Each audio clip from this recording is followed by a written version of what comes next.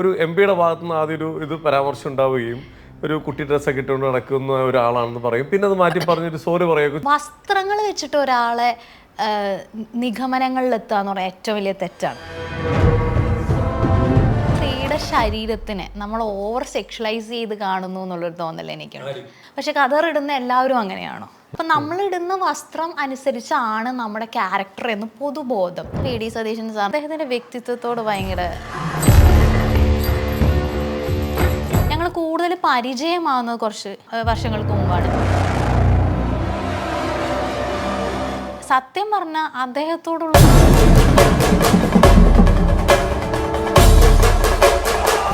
അടുത്ത മന്ത്രിസഭയിൽ അദ്ദേഹം ഒരു വലിയൊരു സ്ഥാനം അലങ്കരിക്കുമോ? അപ്പോൾ ആ കുട്ടി ഇത്രയും പ്രതികരിക്കണമെങ്കിൽ ആ കുട്ടിക്ക് എന്തൊക്കെയോ സംഭവിച്ചിട്ടുണ്ട്. നമ്മൾ പ്രതികരിക്കുമ്പോൾ വരുന്ന പ്രശ്നം എന്താണെന്ന് വെച്ചാൽ എന്തോ സംഭവിച്ചിട്ടുണ്ട്, നമുക്കെന്തോ നഷ്ടപ്പെട്ടു. അങ്ങനൊരു ഫോട്ടോ ഇടുമ്പോഴേക്കും അത് കാണിക്കാൻ വേണ്ടിയാണ്, ഇത് കാണിച്ച് മറ്റുദ്ദേശങ്ങൾക്ക്.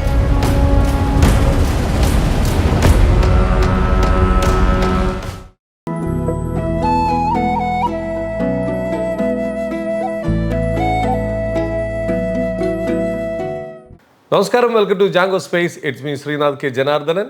അപ്പോൾ ഇന്ന് നമ്മുടെ കൂടെ ഒരു ഗസ്റ്റ് ഉണ്ട്. ഈ ഗസ്റ്റിനെ കുറിച്ച് പറയുകയാണെങ്കിൽ എന്താ പറയുക, നർത്തകിയാണ്, മാധ്യമപ്രവർത്തകയാണ്, ആക്ട്രസ്സാണ്, ഒരുപാട് കഴിവുകൾ കയ്യിലുള്ള ഒരു സകലകലാ വല്ലഭീനാണ് നമുക്ക് കിട്ടിയിരിക്കുന്നത്. നമസ്കാരം Rini and George. Welcome to your show. Thank you. വല്ലാത്തൊരു ഇൻട്രൊഡക്ഷൻ ആണ്. ഇൻട്രൊഡക്ഷൻ ഞാൻ എൻ്റെ പെശായിരിക്കും, അടിപൊളി ഇൻട്രൊഡക്ഷൻ ആയിരിക്കും. നല്ല കോസ്റ്റ്യൂമാണല്ലോ. ആരാണ് കൊളാബ് എന്നത് സത്യം പറ. വരുന്ന ആർട്ടിസ്റ്റിനോടൊക്കെ ഞാൻ ചോദിക്കാറുണ്ട്, ഇത് കൊളാബാണോ? അതെ, ഇത് സത്യം പറഞ്ഞാൽ ഇത് കൊളാബല്ല. ഇതിന്റെ ഈ സാരിയുടെ പിന്നിൽ ഒരു വലിയ കഥയുണ്ട്. എന്താണ് കഥ? എനിക്ക് ആ കഥ കേൾക്കണം. ഇതിന്റെ കഥ എന്താന്ന് വെച്ച് കഴിഞ്ഞാല്, ഇത് ഓൺലൈനിൽ നിന്ന് വാങ്ങിച്ചതാണ്. ഇതെന്റെ മമ്മിക്ക് വേണ്ടി വാങ്ങിച്ചതാ. അപ്പൊ പുള്ളിക്കാരിക്ക് ഇത് ഇഷ്ടപ്പെട്ടില്ല എന്തോ കാരണം കൊണ്ട്. മമ്മിക്ക് ഇത് ഇഷ്ടപ്പെട്ടില്ലേ? എന്തോ കളർ കുറഞ്ഞു പോയെന്നാണോ മമ്മി പറഞ്ഞത്? തിളക്കം കുറച്ച് കുറഞ്ഞു, അതാണോ പ്രശ്നം? എന്താണോ മമ്മിക്ക് ഇഷ്ടപ്പെട്ടില്ല. ഇത് മമ്മിക്ക് ഇഷ്ടപ്പെടില്ല എന്ന് അറിഞ്ഞുകൊണ്ട് മേടിച്ചതല്ലേ? സത്യം പറ, പാവത്തിനെ പറ്റിച്ചതല്ലേ? അതെ, അതെന്റെ ഒരു വലിയൊരു പ്ലാൻ ആയിരുന്നു. കാരണം എന്താന്ന് വെച്ചാല് മമ്മിയുടെ ചെലവില്ലേ ഇനി മമ്മിനോട് മമ്മി ഇതെന്തായാലും ഞാൻ തിരിച്ചെടുക്കൂല, ഇനിയിപ്പോ എന്താ ചെയ്യാ, ഞാനങ്ങ് എടുത്തോളാം.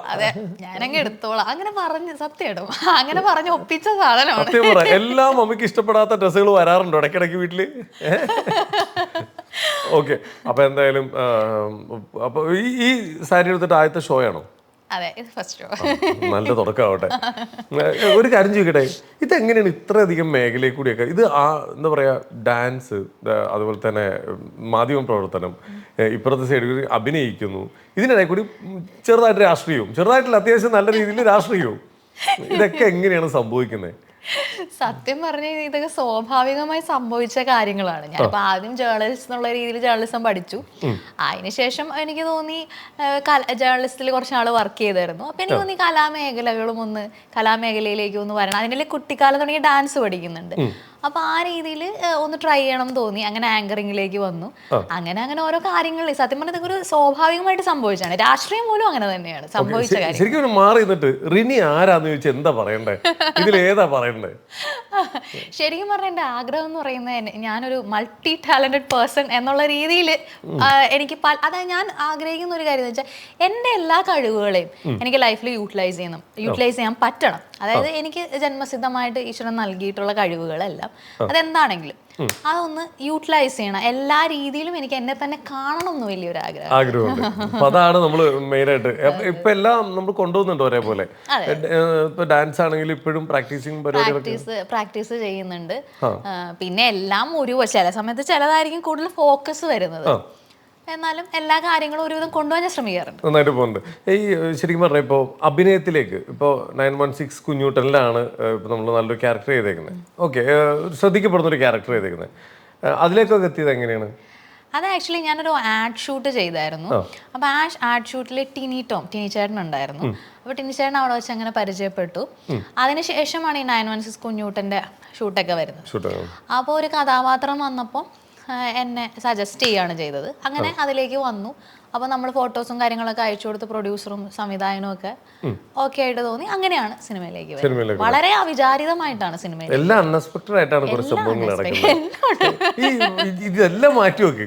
നമ്മള് പലരും എത്തിപ്പെടാൻ എന്താ പറയാ അങ്ങോട്ടേക്ക് എത്താൻ കുറച്ച് ബുദ്ധിമുട്ടായിരിക്കും. അങ്ങനെയുള്ള രാഷ്ട്രീയ നേതാക്കന്മാരായിട്ടൊക്കെ വെറുതെ എടാപോടാ ബന്ധമാണ്. ചിലവർ അച്ഛനെ പോലെയൊക്കെ കണ്ടോണ്ടിരിക്കണേ. ഇതൊക്കെ എങ്ങനെ നടക്കുന്നത്? ഈ കണക്ഷൻസ് ഒക്കെ എങ്ങനെ മെയിൻറ്റെയിൻ ചെയ്യുന്നത്? സത്യം പറ, നിങ്ങൾ ആരാ? പറ, നിങ്ങൾ ആരാ? അതാണ് ഞാൻ എന്നോട് തന്നെ ചോദിച്ചത്, ഞാൻ ആരാ ഏട്ടാ? നമ്മുടെ ഉണ്ണിക്കണ്ണൻ ചേട്ടൻ ചോദിക്കുന്നുണ്ട്, ആരാ ഏട്ടാ? ഓക്കെ, ഇനിയിപ്പോ എന്താ പറയാ, ഉടനെ തന്നെ നമുക്ക് എന്തെങ്കിലും മറ്റേ പോസ്റ്ററിലൊക്കെ ഈ സ്ഥാനാർത്ഥിയെ ഇന്ന ചിഹ്നത്തിൽ വിജയിപ്പിക്കുക, ആ ഒരു റേഞ്ചിലേക്കാണോ പോകുന്നത്? ഒരു കേന്ദ്രമന്ത്രിയൊക്കെ ഇന്റർവ്യൂ ഒന്നും പറയാൻ പറ്റുമോ എനിക്ക് എപ്പോഴെങ്കിലും? അങ്ങനെ ഒരു ഭാഗ്യം ഉണ്ടാവട്ടെ. ആഗ്രഹം ഉണ്ടപ്പോ ഭാഗ്യം ഉണ്ടാവട്ടെ. ഇല്ല, എനിക്ക് അങ്ങനെ രാഷ്ട്രീയം, ഞാൻ അങ്ങനെ സജീവമായിട്ട് രാഷ്ട്രീയത്തിൽ ഇല്ല. എനിക്ക് രാഷ്ട്രീയ നേതാക്കന്മാരൊക്കെ ആയിട്ട് പരിചയം, അതങ്ങനെ സ്വാഭാവികമായിട്ട് ഇതുപോലെ തന്നെ അൺഎക്സ്പെക്റ്റഡ് ആയിട്ട് സംഭവിച്ചതാണ്. അതായത് എൻ്റെ മണ്ഡലത്തിലെ MLA ആണ് VD സതീശൻ സാറ്. ഞാൻ എൻ്റെ സ്വന്തം പിതാവിനെ പോലെ കാണുന്നതാണ് അദ്ദേഹത്തെ. അപ്പൊ അങ്ങനെയുള്ള ആ ചെറുപ്പം തുടങ്ങിയേ അറിയാം. അങ്ങനെയൊക്കെ വരുന്ന ഒരു കണക്ഷൻസ് ആണ്. അപ്പൊ ഞാൻ ഒരിക്കലും രാഷ്ട്രീയത്തിൽ അങ്ങനെ ഒരു രാഷ്ട്രീയക്കാരി ആകണം എന്നുള്ള ഒരു ചിന്താഗതി ഒന്നുമില്ല, അല്ലെങ്കിൽ ഇന്ന പൊസിഷനിൽ എത്തണം അങ്ങനെ ഒരു ചിന്താഗതി ഇല്ല. പക്ഷെ സ്വാഭാവികമായിട്ട് എനിക്കൊരു സാമൂഹിക എന്താ പറയാ, അതിനൊരു സാമൂഹിക പ്രതിബദ്ധതയുണ്ട് എനിക്ക്. ശരി, അതായത് സമൂഹത്തിന് വേണ്ടി എന്തെങ്കിലുമൊക്കെ ചെയ്യണം, നല്ല കാര്യങ്ങൾ. ഇപ്പൊ ഇതുവരെ എന്താ ചെയ്തേക്കുന്നത്? പോരട്ടെ, ഓൺലൈനിൽ സാരി അടിച്ച് മമ്മീനെ പറ്റിച്ചു, ഇതൊക്കെയാണ് സമൂഹത്തിന് വേണ്ടി ചെയ്തേക്കുന്നത്. പറ, എന്താ ചെയ്തേക്കുന്നത്? അല്ല, ചെയ്യണമെന്ന് ആഗ്രഹമുണ്ട് എന്നാണ് ഞാൻ പറഞ്ഞത്. അതിനുവേണ്ടി ഒരു പ്ലാറ്റ്ഫോം നോക്കിയിരിക്കുകയാണ്. അങ്ങനെയല്ല, അതായത് നമ്മൾക്ക് എന്തെങ്കിലും ഇപ്പൊ ആളുകളുടെ ഒരു ചാരിറ്റി പ്രവർത്തനമോ അല്ലെങ്കിൽ നമ്മൾക്ക് എന്തെങ്കിലും സമൂഹത്തിന് നന്മ ഉണ്ടാക്കുന്ന എന്തെങ്കിലുമൊക്കെ കാര്യങ്ങൾ എൻ്റെ ഭാഗത്തുനിന്ന് ഉണ്ടാവണം എന്നുള്ളത്. അല്ലാതെ രാഷ്ട്രീയ പ്രവർത്തകയായിട്ട് ഒരു രാഷ്ട്രീയ സ്ഥാനമാനങ്ങൾ എന്നൊന്നും ഞാൻ ചിന്തിക്കുന്നില്ല. അങ്ങനെ ഒരു ചിന്ത എൻ്റെ മൈൻഡിലില്ല. പക്ഷെ ഒരു പൗരൻ എന്നുള്ള നിലയിൽ നമുക്ക് എന്തൊക്കെ നമ്മുടെ സമൂഹത്തിന് വേണ്ടി ചെയ്യാൻ കഴിയും, എൻ്റെ കഴിവിന് മാക്സിമം ഞാൻ അതിന് ശ്രമിക്കും എന്നുള്ളത്. ഇപ്പോൾ നമുക്ക് ഇപ്പോൾ പറഞ്ഞു വരുമ്പോൾ നമുക്കൊരു പൗരൻ എന്ന നിലയിൽ ഒരു കാര്യം സമൂഹത്തിന് വേണ്ടിയാണെങ്കിലും എന്തുവാണെങ്കിലും ചെയ്യുന്നതിന് ഒരു പരിധിയുണ്ട്. അന്ന് നമുക്കൊരു സ്ഥാനം കിട്ടിക്കഴിഞ്ഞാൽ നമുക്ക് ചെയ്യാൻ ഒരുപാട് കാര്യങ്ങൾ നമുക്ക് ചെയ്യാൻ പറ്റുന്നൊരവസ്ഥയുണ്ട്. അപ്പോൾ ചിലപ്പോൾ നമുക്ക് അങ്ങനെ ഒരു സ്ഥാനത്ത് എത്തിക്കഴിഞ്ഞാൽ നമുക്ക് ഒരുപാട് കാര്യങ്ങൾ ചെയ്യാൻ പറ്റും. നാളെ ഒരു സുപ്രഭാതത്തിൽ ഒരു മന്ത്രി ആയി കഴിഞ്ഞാൽ ആദ്യം ചെയ്യുന്ന 5 കാര്യങ്ങൾ എന്തായിരിക്കും? പോരട്ടെ. ഇല്ല, ഞാൻ അങ്ങനെ ആലോചിച്ചിട്ടില്ല. പക്ഷെ ഞാൻ പ്രധാനമായിട്ടും ചെയ്യുന്ന ഒരു പ്രധാനപ്പെട്ട കാര്യം സ്ത്രീകൾക്ക് വേണ്ടി എന്തെങ്കിലുമൊക്കെ കാര്യങ്ങൾ ചെയ്യാന്നുള്ള, ഒരു സ്ത്രീ എന്നുള്ള നിലയിൽ സമൂഹത്തിൽ സ്ത്രീകൾക്ക് അഭിമാനത്തോടെ ജീവിക്കാൻ വേണ്ടിയിട്ട് എനിക്ക് എന്ത് ചെയ്യാൻ പറ്റും എന്നുള്ളതാണ് ആദ്യമായിട്ട് ഞാൻ പ്രധാനമായിട്ടും ചെയ്യുന്ന ഒരു ആദ്യത്തെ പോയിന്റ്. അത് തന്നെയായിരിക്കും. പിന്നെ വരുന്നത് ഒരു സാമൂഹികമായ മാറ്റങ്ങൾക്ക് വേണ്ടി, പരിവർത്തനങ്ങൾക്ക് വേണ്ടി ശ്രമിക്കും. പലപ്പോഴും പല ആറ്റിറ്റ്യൂഡ്സ് എനിക്ക് തോന്നാറുണ്ട്, പല ആറ്റിറ്റ്യൂഡ്സും ഇപ്പോഴും നമ്മുടെ സമൂഹം ഇത്ര ലിറ്ററേറ്റ് ആയിട്ടുള്ളൊരു സമൂഹമാണെന്ന് പറഞ്ഞാലും പല കാര്യത്തിലും ഒരു ബാക്ക്വേർഡ് ചിന്താഗതികൾ ഉണ്ട് എന്നുള്ളത്. അപ്പം അത് മന്ത്രി എന്നുള്ള നിലയിൽ അങ്ങനെയല്ല ഞാൻ ഉദ്ദേശിച്ചത്. പക്ഷെ അതിനു വേണ്ടിയൊക്കെ എന്തൊക്കെ നമുക്ക് അതായത് നമുക്ക് പല ആറ്റിറ്റ്യൂഡുകൾ ഉണ്ടല്ലോ ഇപ്പോഴും സമൂഹത്തിൽ, ഒരുപാട് ആറ്റിറ്റ്യൂഡ്. പ്രത്യേകിച്ച് ഇപ്പോൾ സ്ത്രീകളുടെ വിഷയങ്ങളൊക്കെ എടുക്കുകയാണെങ്കിൽ, ഇന്ന വസ്ത്രം ധരിക്കുകയാണെങ്കിൽ അതിലേക്ക് വലിയായിരുന്നു. ഈ അടുത്ത് നമ്മുടെ ഒരു ആളുടെ പേരൊന്നും പറയുന്നില്ല, ഒരു MP-യുടെ ഭാഗത്തുനിന്ന് ആദ്യം ഒരു ഇത് പരാമർശം ഉണ്ടാവുകയും ഒരു കുട്ടി ഡ്രസ്സൊക്കെ ഇട്ടുകൊണ്ട് നടക്കുന്ന ഒരാളാണെന്ന് പറയും. പിന്നെ അത് മാറ്റി പറഞ്ഞൊരു സോറി പറയുകയൊക്കെ ചെയ്തിരുന്നു. എന്താണ് ഇവിടെ ഒരു സ്ത്രീക്കൊരു ചെറിയ ഡ്രസ്സ് ഇടുന്നത് ഇവിടെ പ്രശ്നമാണോ? എന്താ അഭിപ്രായം? എന്താ അതിനകത്ത്? എന്താന്ന് വെച്ചാൽ നമ്മൾ സ്ത്രീയുടെ ശരീരത്തിനെ നമ്മൾ ഓവർ സെക്ഷലൈസ് ചെയ്ത് കാണുന്നു എന്നുള്ളൊരു തോന്നൽ എനിക്ക്.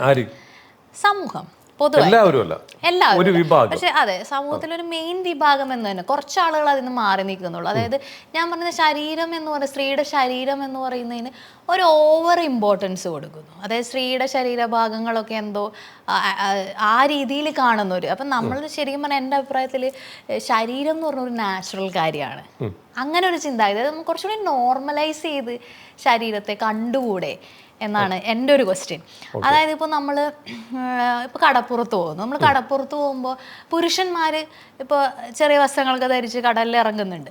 അതിന് നമ്മൾ വേറൊരു രീതിയിൽ കാണുന്നില്ല, അതിനെ വേറെ രീതിയിൽ കാണുന്നില്ല. അവർ എൻജോയ് ചെയ്യുന്നു, വെള്ളത്തിൽ കളിക്കാനോ കുളിക്കാനോ ഒക്കെ വേണ്ടിയിട്ട് ഇറങ്ങുന്നു. അതേപോലെ തന്നെ സ്ത്രീകൾക്ക് എന്തുകൊണ്ട് ഒരു ബിക്കിനി ധരിച്ച് ഇറങ്ങിക്കൂടാ? അതിനൊരു അല്ല അങ്ങനെയാണല്ലോ ഒരു ഞാൻ സമൂഹത്തിന്റെ ചിന്താഗതിയെ കുറിച്ചാണ് പറയുന്നത്. അല്ല ഇപ്പൊ ആൾക്കാർ ഇറങ്ങി തുടങ്ങിയിട്ടുണ്ടല്ലോ, അങ്ങനെ ഇറങ്ങി തുടങ്ങിയിട്ടുണ്ട്. പക്ഷെ എന്നാൽ പോലും അങ്ങനെയുള്ള ഫോട്ടോസ് ഇടുമ്പോൾ ഇപ്പൊ പല നടിമാരൊക്കെ ചില സ്ഥലങ്ങൾ മാൾഡൈവ്സ് പോലെയോ അല്ലെങ്കിൽ ഗോവ പോലെയൊക്കെ ഉള്ള സ്ഥലങ്ങളിൽ പോയിട്ട് ഇടുന്ന ഒരു ബിക്കിനി ഡ്രസ്സിനെ പോലും അതിലൊരു ഫോട്ടോ ഒക്കെ ഇടുന്നു.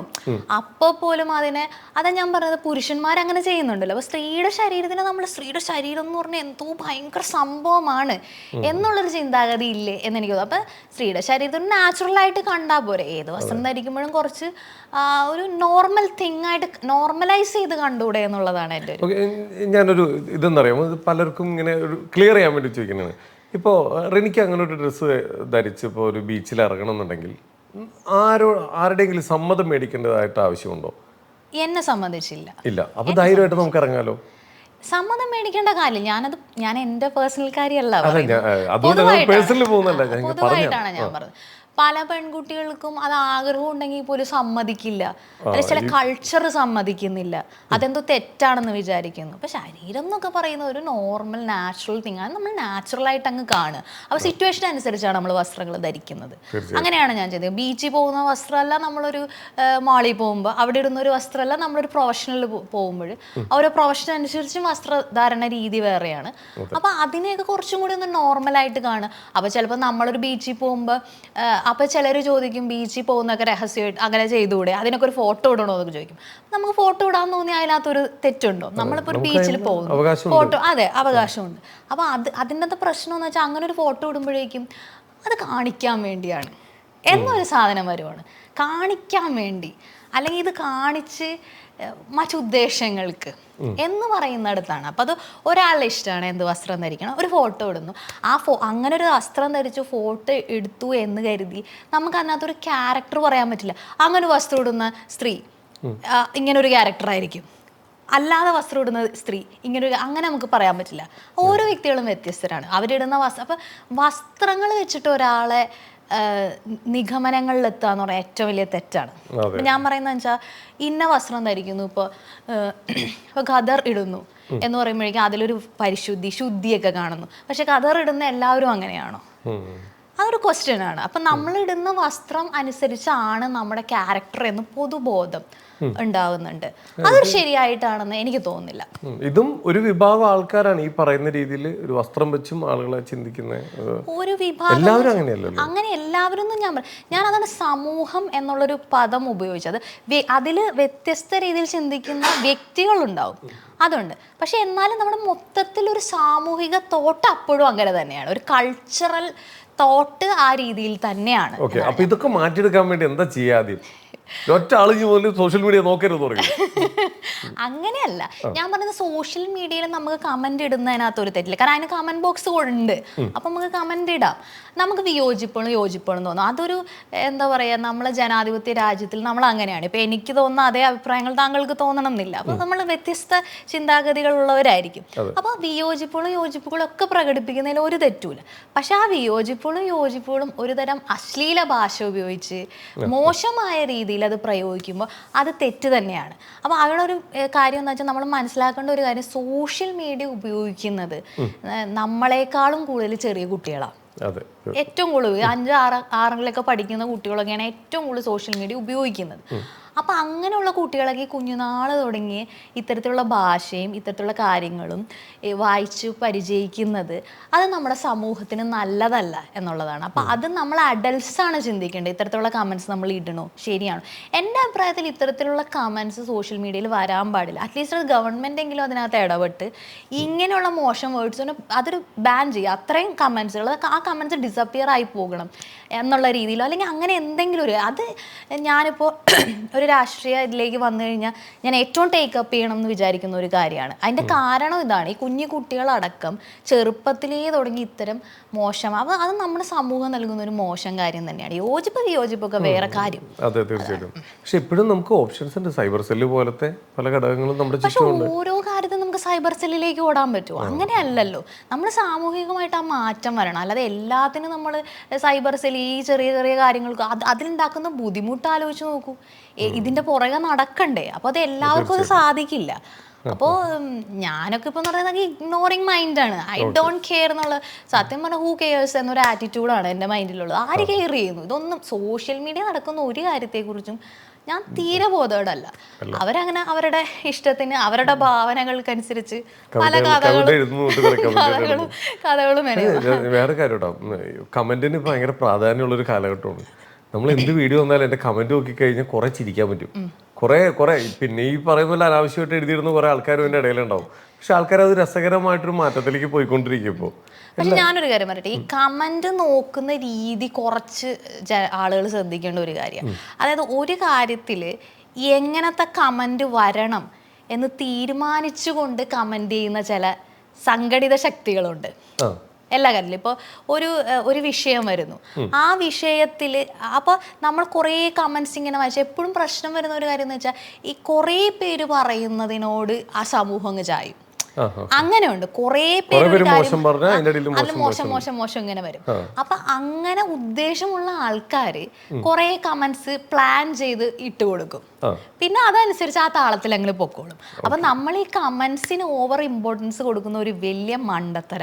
അത് നമ്മുടെ തന്നെ ഒരു അഭിപ്രായ രൂപീകരണത്തിന് ഇത് വല്ലാതെ ബാധിക്കുന്നുണ്ട്. അപ്പൊ ഞാനൊക്കെ എന്താ ചെയ്യുന്ന ഒരു വീഡിയോ ഉണ്ട്, ഞാൻ എൻ്റെതായിട്ടൊരു അഭിപ്രായമാണ് അതിനകത്ത്. കമന്റ്സ് എന്ന് പറഞ്ഞ സാധനമില്ല. പിന്നെ തമാശ കലർന്ന കമന്റ്സ് എനിക്ക് ഇഷ്ടമാണ്. അത് വായിച്ച് നമ്മൾ ചിരിക്കാറ്. ഒരു പക്ഷെ എന്നെ കളിയാക്കി പറഞ്ഞാലും നമ്മൾ ചിരിക്കും.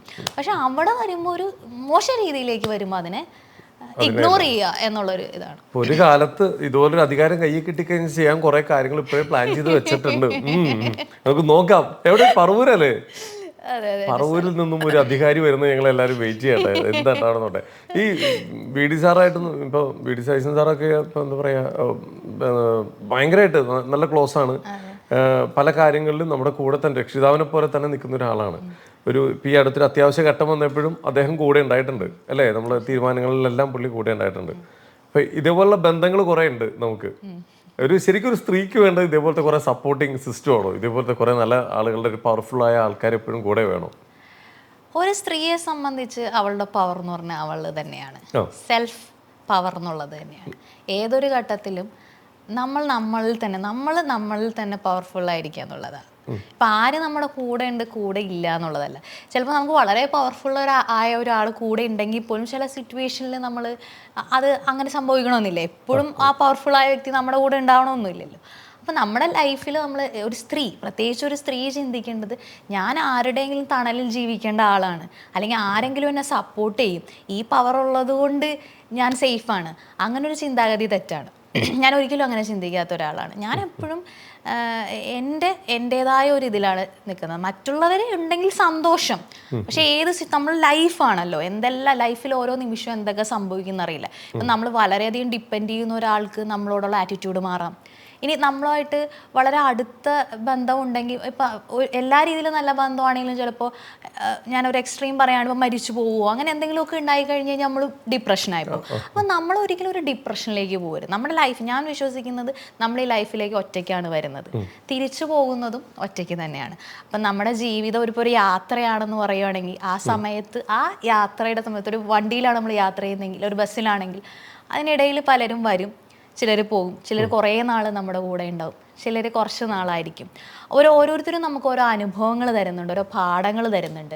അത് നമ്മുടെ ലൈഫിൽ വരുന്നു. പക്ഷെ ബേസിക്കലി നമ്മുടെ യാത്ര ഒറ്റയ്ക്കാണ്. അപ്പൊ ഒറ്റയ്ക്കാണ് ഒരു സ്ത്രീയുടെ ശക്തി കൊണ്ട് ഒറ്റയ്ക്ക് യാത്ര ചെയ്യാൻ. അതെ, അവളുടെ ശക്തിയിൽ ഒറ്റയ്ക്ക് യാത്ര ചെയ്യാൻ പേടിയുണ്ടോ? ഒരിക്കലും ഇല്ല. ഇനിയിപ്പോൾ വേറൊരു കാര്യം പറയുകയാണെങ്കിൽ, പുരുഷന്മാർക്ക് വേണ്ടി ഒരു സംഘടനയുണ്ട്. ഈ അടുത്ത് ഒരു പീഡന കേസ്, ഒരു ബസ്സിൽ വെച്ചൊരു സ്ത്രീനെ പീഡിപ്പിക്കാൻ ശ്രമിക്കുകയും പീഡിപ്പിക്കാൻ ശ്രമിച്ച ആള് ജയിലിൽ പോവുകയൊക്കെ ചെയ്തു. അവർ തിരിച്ചിറങ്ങിയപ്പോൾ അവർക്കൊരു സ്വീകരണം കൊടുക്കേണ്ടായി. അത് തെറ്റാണോ ശരിയാണോ? അത് തീർച്ചയായിട്ടും തെറ്റാണല്ലോ. എന്നിട്ട് എന്താണ് നിങ്ങളൊക്കെ പ്രതികരിക്കാത്തത്? അല്ല, ആ സമയത്ത് ഒരുപാട് പേര് പ്രതികരിച്ചിരുന്നു, മനസ്സിലായില്ലേ? അതായത് അതിനകത്തുള്ള വിഷയം എന്താന്ന് വെച്ച് കഴിഞ്ഞാൽ, ഒരാളെ അക്യൂസ്ഡ് ആയി കഴിയുമ്പോൾ അത് അങ്ങനെ അല്ല. അത് ചില രീതിയിൽ ഇപ്പോൾ ഇന്ന വിഭാഗത്തിൽപ്പെട്ടതായതുകൊണ്ട് വെറുതെ പറയുന്നു. ഇപ്പം ഈ പറയുന്ന പെർട്ടിക്കുലർ കേസിൽ തന്നെ ആ പെൺകുട്ടി ഇതുപോലെ തന്നെ കുറച്ച് ഡ്രസ്സിങ്ങിൽ കുറച്ച് ഫാഷനബിൾ, കുറച്ചും കൂടി മോഡേൺ ആയതുകൊണ്ട് അതുകൊണ്ട് ആ പെൺകുട്ടിക്ക് ഇതൊരു വലിയൊരു സൈബർ അറ്റാക്ക് നടന്നു. ഭയങ്കരമായിട്ട് ആ കുട്ടീനെ, അതായത് വല്ലാത്ത രീതിയിൽ ആ കുട്ടീനെ ഇത് ചെയ്തു. പക്ഷെ പിന്നീട് എന്താ നടന്നത്, ഈ വ്യക്തി ഇതേപോലെ തന്നെ പിന്നെ അതേപോലെ ഒരു കേസിൽ പെട്ട് അറസ്റ്റിലാവുകയും ചെയ്തു. അപ്പം ആരുടെ ഭാഗത്തായിരുന്നു ശരിയെന്ന് നമ്മൾ മനസ്സിലാക്കി. ഇപ്പം ഞാൻ പറയുന്നത് വെച്ചാൽ, ഇപ്പം ഞാനൊരു ബസ്സിൽ കയറുകയാണെങ്കിൽ എൻ്റെ ദേഹത്ത് ഒരാൾ മുട്ടിക്കഴിഞ്ഞാൽ ആ മിനിറ്റ് തന്നെ ഞാൻ അടിക്കില്ല. എവിടെയെങ്കിലും വെച്ച് പ്രതികരിക്കേണ്ടി വന്നിട്ടുണ്ടോ? ഒരാളെ തല്ലണ്ടി വന്നിട്ടുണ്ടോ? തീർച്ചയായിട്ടും പ്രതികരിക്കേണ്ടി. ആ കഥ പോരട്ടെ, ആരാ തല്ലിയത്?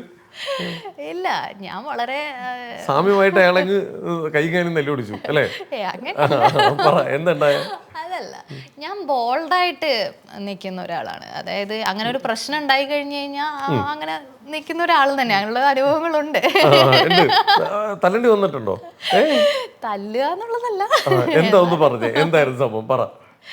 അല്ല, ഞാൻ പണ്ട് ചെറിയ കുട്ടിയായിരുന്ന സമയത്ത്, പണ്ട് എല്ലാരും ചെറിയ ചെറിയ കുട്ടിയായിരുന്ന സമയത്ത് ഇങ്ങനെ എന്നെ ഫോളോ ചെയ്ത് ശല്യപ്പെടുത്തുന്ന ഒരു സംഭവമൊക്കെ ഉണ്ടായിട്ടുണ്ട്. പല പ്രാവശ്യം ഞാൻ വാൺ ചെയ്തിട്ടും അത് വീണ്ടും എന്തായിരുന്നു അങ്ങേർക്ക് വേണ്ടത്? പ്രേമമായിരുന്നു?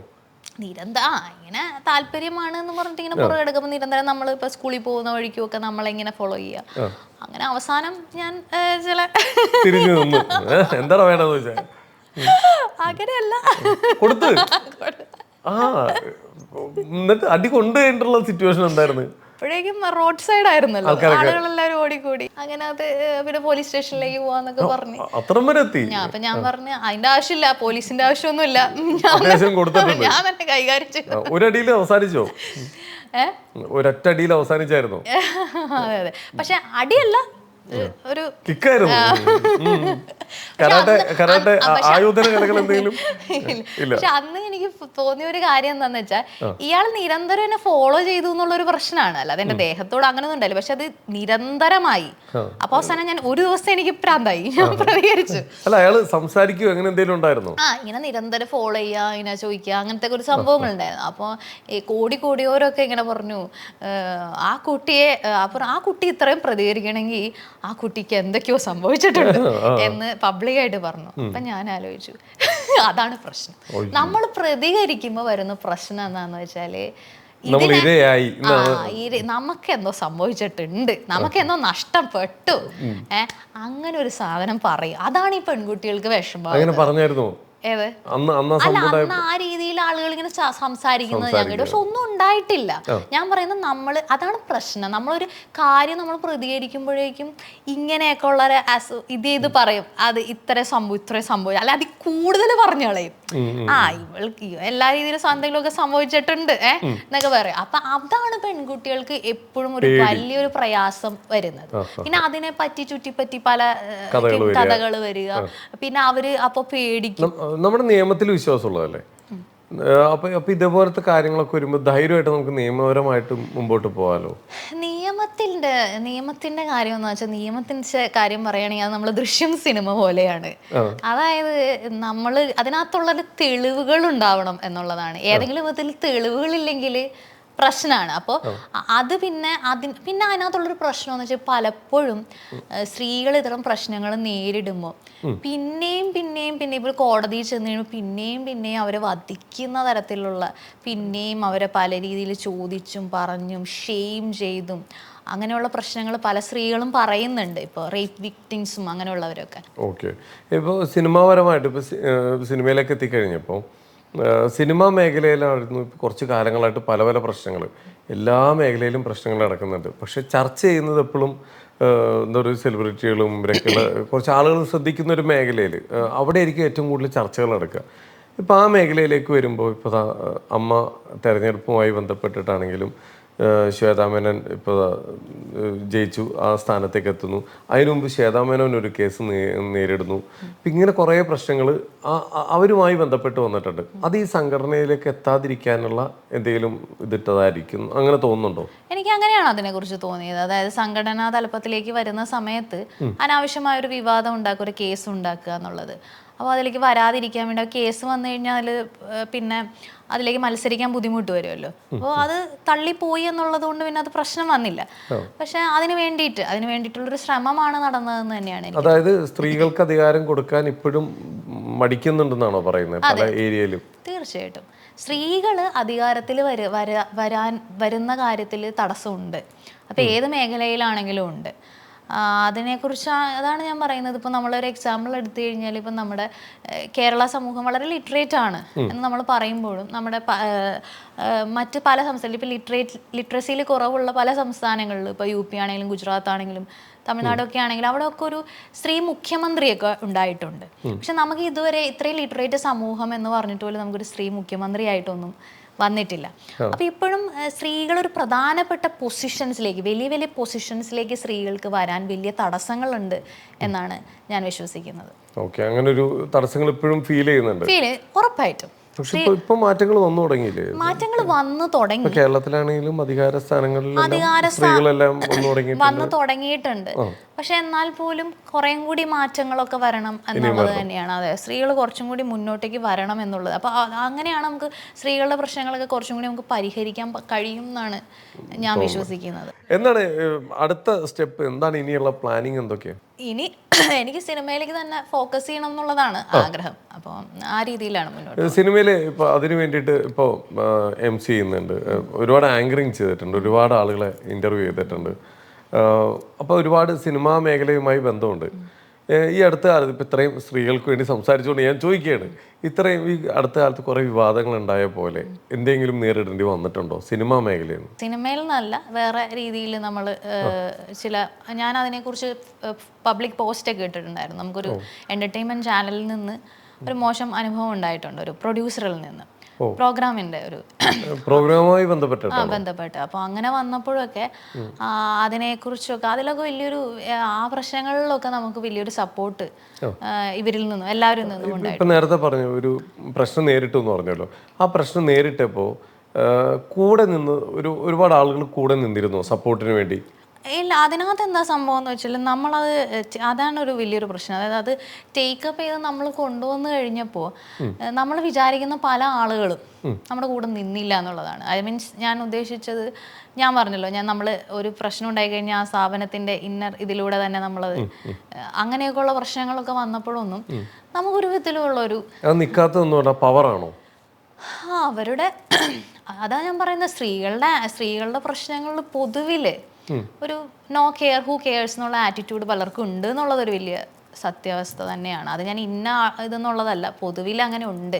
കാരണം നമ്മളൊരു പ്രശ്നം വരെ പറയുമ്പോൾ അതൊക്കെ അങ്ങനെ കിടക്കും, അല്ലെങ്കിൽ ഇതൊക്കെ ഇങ്ങനെയാണ് എന്നുള്ളൊരു സാധനമുണ്ട്.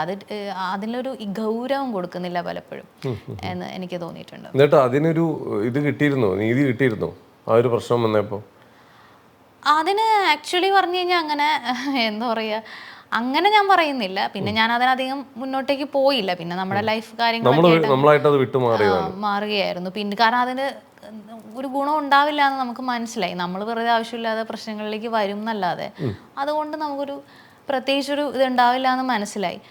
ഒരു എന്താ പറയാ, ജീവിതത്തിലൊരു പ്രതിസന്ധി വന്നു കഴിഞ്ഞാൽ കൂടെ വരുന്ന കുറച്ച് ആളുകളുണ്ട് പ്രതീക്ഷിക്കാതെ. അങ്ങനെ കുറച്ച് ആളുകൾ നമ്മുടെ കൂടെ എപ്പോഴും ഉള്ളതുകൊണ്ട് അതെ അതുണ്ട് കേട്ടോ.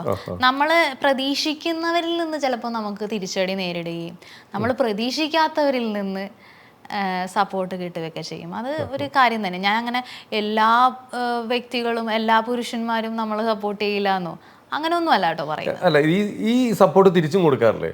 ഇപ്പം ഞാൻ പറഞ്ഞത്, ഇപ്പോൾ ടിനിച്ചേട്ടനൊക്കെ നമ്മളായിട്ട് ഭയങ്കര സുഹൃബന്ധത്തിലുള്ള ആളാണ്. ഇടയ്ക്കിടയ്ക്ക് പുള്ളി തന്നെ പറയും, ഞാൻ ഇടയ്ക്കിടയ്ക്ക് ഒരു എയറിലേക്ക് ഒരു പോക്ക് കൂടാ, എന്ത് കാര്യം എൻ്റെ വായിന്ന് എന്തെങ്കിലുമൊക്കെ വീണ് പോകും, ഞാൻ പിന്നെ ഒരു പോക്ക് പോകുമെന്ന് പറയും. ചില സമയത്തൊക്കെ പുള്ളി കയ്യിൽ നിന്ന് പോയിട്ടുണ്ട്. അങ്ങനെയുള്ള ടൈമിലൊക്കെ വിളിച്ച് ആശ്വസിപ്പിക്കാറുണ്ടോ?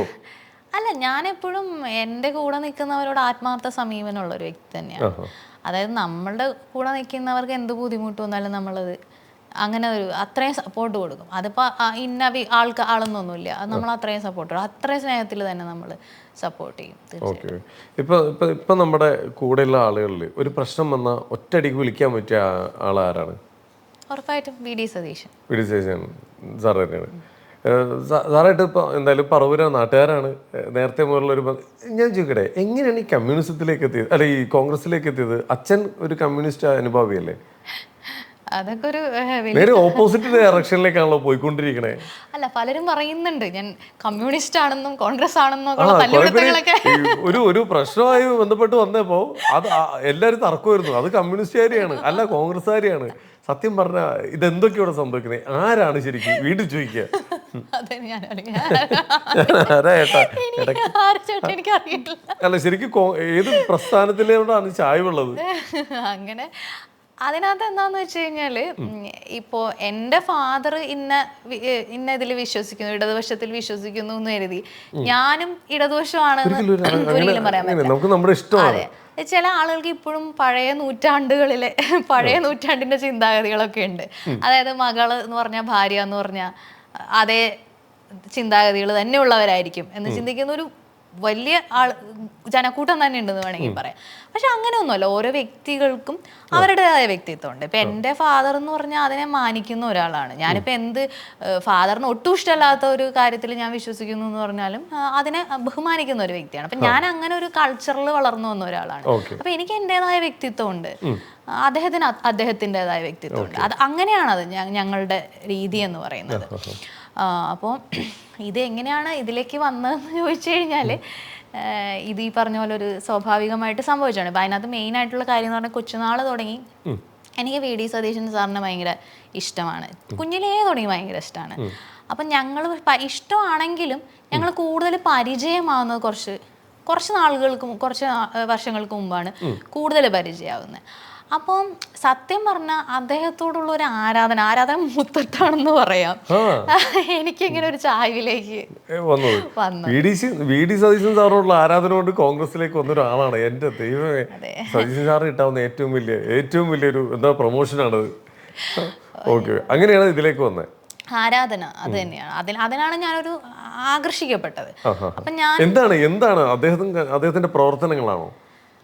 എനിക്ക് അദ്ദേഹത്തിന്റെ വ്യക്തിത്വത്തോട് ഭയങ്കര വല്ലാത്തൊരു ഇഷ്ടമാണ്. എനിക്ക് അദ്ദേഹത്തോട് ഭയങ്കര ആത്മബന്ധം. ചില സമയത്തൊക്കെ ഞാൻ ചിന്തിക്കാറുണ്ട് എന്തുകൊണ്ടാണ് അതെന്ന്. എനിക്ക് തന്നെ അറിയില്ല. ഞാൻ ചിലപ്പോഴൊക്കെ ചിന്തിക്കും അത് എങ്ങനെയാണെന്ന് അറിയില്ല, ഒരു മുൻജന്മ ബന്ധമാണോ എന്ന് പോലും ഞാൻ ചിന്തിക്കാറുണ്ട്. അത്രയ്ക്കും എനിക്ക് അദ്ദേഹം എന്ന് പറഞ്ഞു കഴിഞ്ഞാൽ വളരെ ഇഷ്ടമാണ്. അതിൻ്റെ ഒരു പ്രധാനപ്പെട്ട കാരണം എന്ന് പറയുന്നത് അദ്ദേഹം വളരെ സ്ട്രോങ് ആണ്. ഒരു കാര്യം അദ്ദേഹം തീരുമാനിച്ചു കഴിഞ്ഞാൽ അത് ചെയ്യും. അതിനൊന്നും നോക്കുന്ന ഒരാളല്ല. അല്ലെങ്കിൽ ഈ പറഞ്ഞ പോലെ ആരെങ്കിലും എന്തെങ്കിലും വിചാരിക്കുമോ, എനിക്കതുകൊണ്ട് എന്തെങ്കിലും നഷ്ടം വരുമോ, ഒരു തീരുമാനം എടുത്തു കഴിഞ്ഞാൽ ആ തീരുമാനമായിട്ട് അചഞ്ചലമായിട്ട് മുന്നോട്ട് പോകുന്ന ഒരാളാണ്. അതാണ് എന്നെ ഭയങ്കരമായിട്ട് ആകർഷിച്ചിട്ടുള്ള ഒരു കാര്യം. പിന്നെ ഭയങ്കര സ്നേഹം, വല്ലാത്തൊരു സ്നേഹമുള്ള ഒരു മനുഷ്യനാണ്. അത് ശരിക്കും പറഞ്ഞു കഴിഞ്ഞാൽ എൻ്റെ പിതാവ് അല്ലെന്നേ ഉള്ളൂ. ശരിക്കും പിതാവ് പോലെ തന്നെയാണ്. അങ്ങനെ ബയോളജിക്കലി അല്ല എന്ന് മാത്രമേ ഉള്ളൂ. അങ്ങനെ തന്നെയാണ് എനിക്ക്. ഇപ്പോൾ നേരത്തെ നമ്മൾ പറഞ്ഞു പോയൊരു കാര്യമാണ്, ഒരു വിഷയവുമായി ബന്ധപ്പെട്ട് വന്നപ്പോഴെല്ലാം അദ്ദേഹത്തിന്റെ ഭാഗത്തൊക്കെ സപ്പോർട്ട് നല്ല രീതിയിൽ നമുക്കുണ്ട്. കൂടെ തന്നെ അദ്ദേഹം കൂടെ തന്നെ ഉണ്ട്. മോളാണെന്ന് അദ്ദേഹം തന്നെ പറയുന്നുണ്ട്. അപ്പോൾ അതിലൊരു വലിയ സന്തോഷമുണ്ട്. സത്യം പറഞ്ഞു കഴിഞ്ഞാൽ ആ ഒരു സ്നേഹം അത് വലിയൊരു സന്തോഷമാണ്. കാരണം മുഖം നോക്കാതെ നടപടിയെടുക്കുന്ന ഒരു സമീപനം നമ്മുടെ കൂടെ നിന്നിട്ടുണ്ട്. അതെ, അങ്ങനെ ഒരു സ്റ്റാൻഡ് ഉള്ള ഒരു വ്യക്തിയാണ്. അതാണ് എനിക്ക് ഏറ്റവും ഇഷ്ടം. പൊതുവിൽ ഈ രാഷ്ട്രീയത്തിലൊക്കെ നിൽക്കുന്നവർക്കൊന്നും ഒരു സ്റ്റാൻഡ് ഇല്ല എന്ന് പലപ്പോഴും എനിക്ക് തോന്നുന്നു. നമ്മുടെ കൂടെ ആണെങ്കിലും ചാഞ്ഞും ചരിഞ്ഞും ഒക്കെ നമ്മുടെ കൂടെയാന്നും പറയും, മറ്റവരുടെ കൂടെയാന്നും പറയും. പ്രസ്ഥാനത്തിനെ എല്ലാരും ചീത്ത പറയാ, ആ കുട്ടി ഉണ്ടാക്കുന്ന പ്രസ്ഥാനം അതാണ്. ഇതിലാർക്കും ആ പ്രസ്ഥാനത്തിലുള്ളവരെ കുറിച്ചല്ല ഞാൻ പൊതുവെ രാഷ്ട്രീയത്തിൽ അങ്ങനെ മറ്റേ രാഷ്ട്രീയത്തിൽ എന്താ നടക്കുന്ന അറിയണമെങ്കിൽ അതിന്റെ ഉള്ളിൽ പോകണ്ടേ, അവിടെ പോയിട്ടില്ല. അപ്പൊ എല്ലാരും അവര് അങ്ങനെയല്ല, എനിക്ക് അങ്ങനെയുള്ളവരുമായിട്ടും പരിചയങ്ങളുണ്ട്. അതൊക്കെ ഒരു വ്യക്തിപരമായ പരിചയങ്ങളാണ്. ഞാനതൊരു രാഷ്ട്രീയവും ഇല്ല അതിനകത്തൊന്നും രാഷ്ട്രീയവും ഇല്ല. അപ്പം ഞാനിപ്പോൾ അവതാരക എന്നുള്ള നിലയിൽ ഗവൺമെന്റിന്റെ പരിപാടികളിൽ അവതാരകയായിട്ടുണ്ട്. അപ്പൊ അത് ഗവൺമെന്റിന്റെ പരിപാടികളിലാണ്. ചിലർ പറയുന്നത് CPM-ന്റെ അല്ലെങ്കിൽ കമ്മ്യൂണിസ്റ്റ് പാർട്ടിയുടെ പരിപാടികളിൽ പോകുന്ന ആളാണ്. അല്ല, ഗവൺമെന്റിന്റെ പരിപാടികളിൽ ഭാഗമായിട്ടുണ്ട്. അപ്പോൾ കാണുമ്പോൾ നമ്മൾ സംസാരിക്കും, ഫോട്ടോ എടുക്കും. ഇതൊക്കെ നടക്കുന്ന കാര്യങ്ങളാണ്, നോർമലി നടക്കുന്നതാണ്. അപ്പൊ അതിലുള്ള ആൾക്കാരുടെ കാര്യങ്ങളും അറിയാം. ഞാൻ പറഞ്ഞത് പൊതുവായിട്ട് ഉള്ളൊരു കാര്യമാണ് പറഞ്ഞത്. പക്ഷെ അദ്ദേഹത്തിന് ഒരു സ്റ്റാൻഡ് ഉണ്ട്. അദ്ദേഹം ഒരു സ്റ്റാൻഡ് എടുത്തു കഴിഞ്ഞാൽ അതിനകത്ത് ഉറച്ചു. അതെനിക്ക് വളരെ ഇഷ്ടപ്പെട്ടു. അടുത്ത മന്ത്രിസഭയിൽ അദ്ദേഹം ഒരു വലിയൊരു സ്ഥാനം അലങ്കരിക്കുമോ? അങ്ങനെ ഞാൻ പേഴ്സണലി ചോദിച്ചു കഴിഞ്ഞാൽ നമുക്ക് ആഗ്രഹമുണ്ട്. പക്ഷെ അത് ഞാൻ അങ്ങനെ പറയുന്നില്ല. കാരണം അത് ജനങ്ങളും ആ പറയുന്ന പ്രസ്ഥാനമൊക്കെ തീരുമാനിക്കേണ്ട ഒരു കാര്യമാണ്. അത് ഞാൻ എന്നിട്ട് ഇങ്ങനെ വേണമെന്ന് അങ്ങനെ പറയുന്നതിനകത്ത് ശരിയല്ല. പക്ഷെ പേഴ്സണലി നമ്മൾ ഇത്ര ആരാധിക്കുന്ന ഒരു വ്യക്തി എന്നുള്ള നിലയിൽ അദ്ദേഹം എല്ലാ ഉയർന്ന സ്ഥാനങ്ങളും അലങ്കരിക്കണം എന്ന് ആഗ്രഹമുണ്ട്. ഓക്കെ, ഇനിയിപ്പോൾ പറവൂരിനെ കുറിച്ച് പറയുകയാണെങ്കിൽ, സ്വന്തം നാടിനെ കുറിച്ച് പറയുകയാണെങ്കിൽ എന്താണ് അഭിപ്രായം? പോരട്ടെ, അങ്ങനെ അത്ര വലിയ അഭിപ്രായമില്ല. എന്തായാലും നമ്മുടെ നാടിനെ കുറിച്ച് എന്താണ് പറയുന്നത്? നമുക്ക് നമ്മുടെ നാടിനെ കുറിച്ച് എന്തെങ്കിലും പറയാറുണ്ടാവില്ലേ? അത് ഞാൻ തമാശ പറഞ്ഞതാണ്. നമ്മുടെ നാടിനെ കുറിച്ച് ചെറുപ്പം തുടങ്ങി നമ്മൾ ആ നാട്ടിലാണല്ലോ. അപ്പോൾ എന്താ പറയുക, ഒരുപാട് നമ്മുടെ നാടിൻ്റെ ഏറ്റവും വലിയ പ്രത്യേകത എന്ന് പറയുന്നത് ഒരുപാട് കലാകാരന്മാരുള്ള ഒരുപാട് സംസാരിക്കുന്ന അങ്ങനെയൊക്കെ ഉള്ള ഒത്തിരി സിനിമാ മേഖലയിലൊക്കെ ഉള്ളൊരു അങ്ങനെയുള്ള ഒരു ഫീൽഡാണ് പറവൂർ എന്ന് പറയുന്നത്. ഇപ്പൊ പറവൂരാണെങ്കിൽ അതെ, ഒരുപാട് ഇപ്പൊ പറവൂര് പിന്നെ ഇപ്പൊ വളരെയധികം ഫേമസ് ആണ്. കാരണം പറവൂരത്തെ MLA ആണല്ലോ ഇപ്പൊ പ്രതിപക്ഷ നേതാവ്. അപ്പൊ അങ്ങനെ എല്ലാ രീതിയിലും ഒരു ശ്രദ്ധിക്കപ്പെടുന്ന മാറ്റങ്ങളൊക്കെ എന്താണ് നമ്മുടെ നാട്ടിൽ വന്നേക്കുന്ന മാറ്റങ്ങൾ ഈ കുറച്ച് നാളുകളും ഉണ്ട് വികസനങ്ങൾ നല്ല രീതിയിൽ വന്നിട്ടുണ്ട്. ഇപ്പോൾ കുറേ ഒത്തിരി പുതിയ കാര്യങ്ങളൊക്കെ നമ്മുടെ നാട്ടിലേക്ക് വന്നിട്ടുണ്ട്. ആദ്യം കുറച്ച് അധികം ഉണ്ടായിരുന്നില്ല, പക്ഷെ എന്നാലും ഇപ്പോൾ ഒത്തിരി പുതിയ സ്ഥാപനങ്ങളും കാര്യങ്ങളും ഒക്കെ നമ്മുടെ നാട്ടിലേക്ക് വരുന്നുണ്ട്. അങ്ങനെ വലിയ മാറ്റങ്ങളുണ്ട് ശരിക്കും പറഞ്ഞു കഴിഞ്ഞാൽ പറവൂർ എന്ന് പറയുമ്പോൾ. ഇപ്പം നമുക്ക് പറവൂരിൽ നിന്ന് തന്നെ വേറൊരു സ്ഥലത്തേക്കും പോകേണ്ട ആവശ്യമില്ല. എല്ലാ രീതിയിലും അത്രയും ഡെവലപ്മെന്റ്സ് അവിടേക്ക് വരുന്നുണ്ട്. ഓക്കെ, എന്തായാലും ഇനിയിപ്പോൾ ആക്ടിങ്ങിലേക്ക് മോഡലിംഗ്, ഇതിന്റെ കൂടെ തന്നെ മോഡലിംഗ് ഇല്ലേ? അതെ, മോഡലിംഗ് ഇപ്പൊ ആഡ് ഷൂട്ടുകൾ പരിപാടികളൊക്കെ ഉണ്ട്. ആഡ് ഷൂട്ടുകളുണ്ട്, പിന്നെ എല്ലാം ഉണ്ട്. എല്ലാം ഓരോ സൈഡിൽ കൂടി കൊണ്ടുപോകുന്നുണ്ട്. എല്ലാം സകലകലാ വല്ലഭി എന്ന് വെറുതെ പറഞ്ഞല്ല, അതുകൊണ്ടാണ് എന്താ പറയാ എല്ലാത്തിലും കോൺസെൻട്രേറ്റ് ചെയ്യുന്ന ഒരെണ്ണത്തിലേക്ക് രജിസ്റ്റർ ആവുന്നത്. ആക്ടിങ് ഇഷ്ടമാണ്, നല്ല രീതിയിൽ ചെയ്യാൻ ആക്ടിങ് ഇഷ്ടമാണ്. കാരണം ഞാൻ ചെറുപ്പം തുടങ്ങി ഇങ്ങനെ ഡാൻസും മോണോ ആക്ടും അങ്ങനെയുള്ള പരിപാടികൾ. ഫേവറേറ്റ് ആക്ടർ ആരാ? ഫേവറേറ്റ് ആക്ടർ എന്ന് പറഞ്ഞിട്ട് അങ്ങനെ ഞാൻ പറയുന്നില്ല. കാരണം വെച്ചാൽ ഒരുപാട് പേരോട് നമുക്ക് വലിയ താല്പര്യം ഇഷ്ടം ഉണ്ട്. ഒത്തിരി ആരുടെ കൂടെയാണ് അഭിനയിക്കണം എന്നൊരു ആഗ്രഹമുണ്ട്? അങ്ങനെ പ്രത്യേകിച്ച് ഇന്നൊരു ആക്ടറിന്റെ കൂടെ അഭിനയിക്കണം അങ്ങനെ ഞാൻ ചിന്തിക്കുന്നില്ല. കാരണം ഷാരൂഖ് ഖാൻ ആയാലും എനിക്ക് കുഴപ്പമില്ല, അതാണ് ഇവിടെ. അല്ല, അങ്ങനെയല്ല. അഭിനയിക്കുക എന്ന് പറഞ്ഞാൽ നമ്മൾ കഥാപാത്രമാവുക എന്നുള്ളതാണല്ലോ ബേസിക്കലി. പിന്നെ ഞാനങ്ങനെ സ്ക്രീനിൽ കണ്ടിട്ട് ഒരു വ്യക്തിയിൽ ഭയങ്കരമായിട്ട് ഇങ്ങനെ ക്രേസ് വരുന്ന ടൈപ്പ് ഒരു പേഴ്സണാലിറ്റി അല്ല. അപ്പം ഞാൻ അവരുടെ ആക്ടിങ്, അവരുടെ കഴിവുകൾ നമ്മൾ ഇത് ചെയ്യും, നമ്മളതിനെ ബഹുമാനിക്കും. പക്ഷെ കൂടുതലും അടുത്തറിഞ്ഞു കഴിയുമ്പോഴാണ് ഞാൻ കൂടുതലും ഓരോ വ്യക്തികളെ നമുക്ക് അടുത്തറിയുന്ന വ്യക്തികളോട് ഇഷ്ടവും ആരാധനയൊക്കെ ഉണ്ട്. അല്ലാതെ നമുക്ക് ഒരു പരിചയമില്ലാത്ത, എപ്പോഴും ആക്ടേഴ്സ് എന്ന് പറയുമ്പോൾ ആൾക്കാരുടെ ഒരു ഇതെന്ന് പറഞ്ഞാൽ അവർ നമ്മുടെ ഫാമിലിയിലുള്ള പോലെയാണ് ട്രീറ്റ് ചെയ്യുന്നത്. പക്ഷെ യഥാർത്ഥത്തിൽ ആ പേഴ്സണിനെ നമുക്ക് അറിയില്ല എന്നുള്ളതൊരു വലിയ ക്യാരക്ടറിനെയാണ് നമ്മൾ കാണുന്നത്. അപ്പം ഞാനെപ്പോഴും എനിക്ക് പരിചയമില്ലാത്ത ആൾക്കാരുടെ കഴിവുകളെയാണ് നോക്കുക. ഇപ്പം നല്ലൊരു പാട്ടുകാരനാണെങ്കിൽ ആ പാട്ടുകാരൻ എന്നുള്ള കഴിവാണ്, അല്ലെങ്കിൽ ക്യാരക്ടർ നമുക്കറിയില്ല. ആ രീതിയിലാണ് കാണുന്നത്. അപ്പം അതുകൊണ്ട് ഞാനങ്ങനെ ഭയങ്കര ക്രേസ് ഉള്ള ഒരു വ്യക്തി അല്ല ആരോടും. അപ്പം അതുകൊണ്ട് തന്നെ പക്ഷെ എല്ലാവരുടെയും കൂടെ ഫ്രണ്ട്ഷിപ്പ് ആവാനും ഒന്നിച്ച് അഭിനയിക്കാനും ഇടപഴകാനും ഒക്കെ ഒരുപാട് ഇഷ്ടമുള്ള ഒരാളാണ്. ഓക്കെ, എന്തായാലും ഒരുപാട് വർക്കുകളൊക്കെ കിട്ടട്ടെ. ഇനിയിപ്പോൾ സിനിമയായാലും മോഡലിംഗ് ആയാലും ഏത് മേഖലയിലായാലും അങ്ങ് ശോഭിക്കട്ടെ. എല്ലാവിധ ആശംസകളും നേരിടണം മുമ്പോട്ടുള്ള യാത്രയ്ക്ക്. എന്തായാലും കുറച്ച് സമയം നമ്മളോടൊപ്പം സ്പെൻഡ് ചെയ്യുന്ന ഒരുപാട് നന്ദി പറയുന്നു. Thank you so much.